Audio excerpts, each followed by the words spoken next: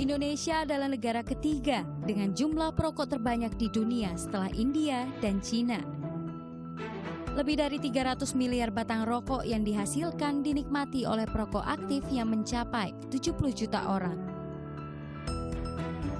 Lembaga Demografi Universitas Indonesia menilai meningkatnya perokok di Indonesia dikarenakan pengendalian rokok di Indonesia masih sangat lemah. Harga rokok kita masih murah, ya, harga berkisar dari mungkin 8 ribuan sampai 15 ribuan. Dan itu bisa dibeli dengan per batang. Jadi anak-anak kecil pun masih mampu untuk mengakses rokok. Jadi karena rokok harganya hampir sama dengan permen, maka konsumsinya meningkat terus. Kemudian iklannya juga masih gencar, ya, iklannya masih gencar baik di televisi maupun di radio. Tak hanya dikenal sebagai negara dengan jumlah perokok terbanyak, Indonesia juga dikenal sebagai salah satu negara yang memiliki industri rokok terbesar di dunia. Tercatat ada 8 juta orang yang hidupnya bergantung pada industri rokok dari hulu ke hilir. Sementara omset sektor tembakau di Indonesia cukup besar dengan nilai 250 triliun rupiah. Ironisnya, sebagian orang terkaya di Indonesia adalah pemilik industri rokok dengan pendapatan triliunan rupiah.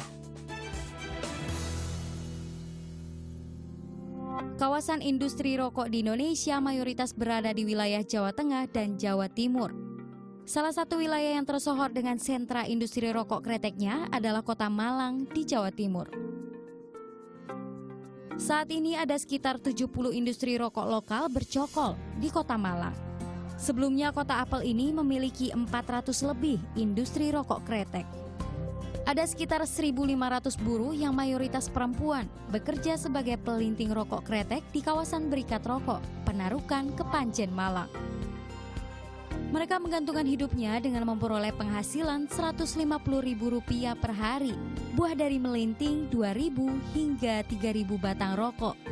Ya untuk sehari-hari Mbak, buat nyekolahin anak, terus sama ya nyukupin kebutuhan sehari-hari.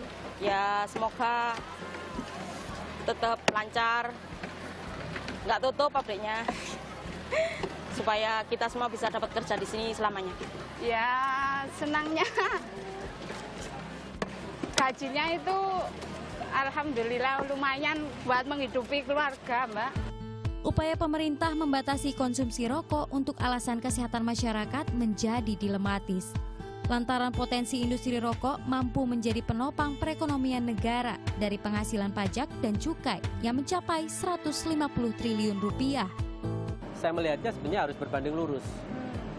Nah, satu sisi bagaimana kita meminimalisir dampak rokok, ya, yang sehingga masyarakat kita yang kena dampak rokok itu pelan-pelan, ya, karena TBC kita juga tinggi, Mbak. Di Malang. Jadi sakit saya itu juga tinggi. Ya. Saya tidak menjustifikasi itu karena akibat rokok, tapi ini kan menjadi bagian juga. Sisi lain kalau kita lihat bagaimana investasi dan industri ini juga membawa dampak secara tidak langsung baik cukai yang diambil oleh pemerintah pusat maupun serapan tenaga kerja. Jadi tinggal sisi mana, hemat saya kita saling bisa minimalisir lah berkaitan dengan dampak rokok itu.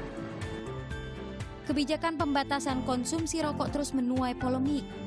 Hal ini terkait rencana pemerintah mengakses Framework Convention on Tobacco Control atau FCTC.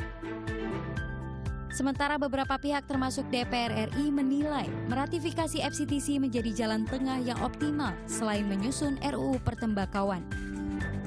Apapun kebijakannya, pemerintah harus bisa mengakomodir hak masyarakat untuk hidup sehat dan bebas asap rokok, serta menjaga keberlangsungan hidup para petani tembakau maupun pekerja di industri rokok.